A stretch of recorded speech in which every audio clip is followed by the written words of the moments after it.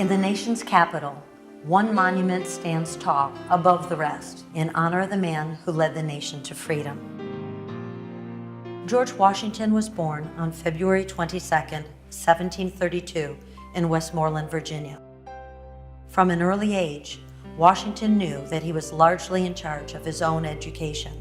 Beginning at the age of 14, he repeatedly copied over an English translation of French maxims called Rules of Civility and Decent Behavior in Company and Conversation.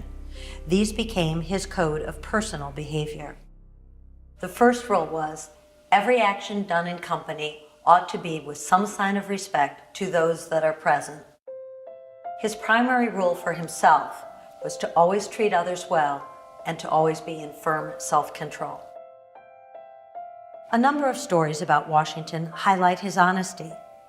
From the mythic story of chopping down the cherry tree to his clear-eyed assessment of the outcomes of military and political battles, Washington was known by friend and foe alike as someone whose word could be depended upon. Labor to keep alive in your breast that little celestial fire called conscience. On August 17, 1790, George Washington arrived by ship in the harbor of Newport, Rhode Island. The occasion was a celebration.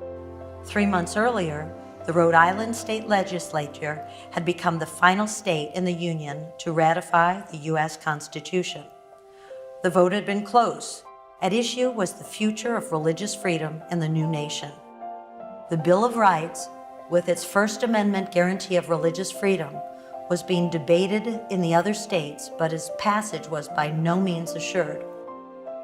Washington's letter to the Hebrew congregation at Newport, Rhode Island, has become a landmark in the religious history of America and a guide for all democracies.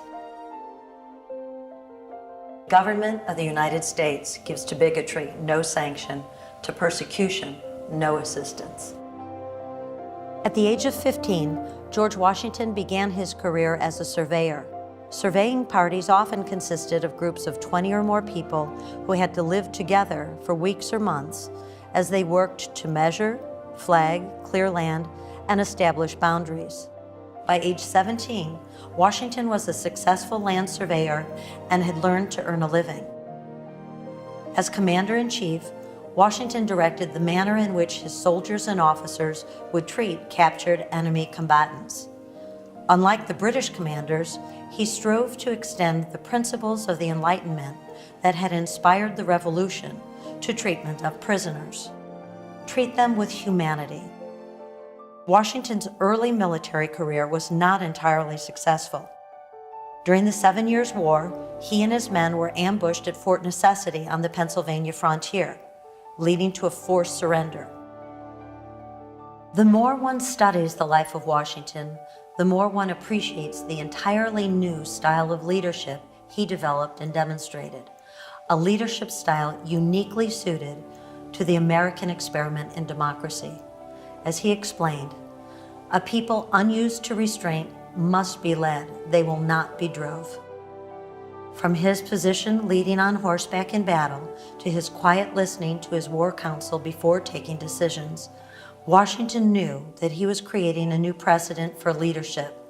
The new leaders in a democracy would have to encourage, not force, their fellow citizens to follow.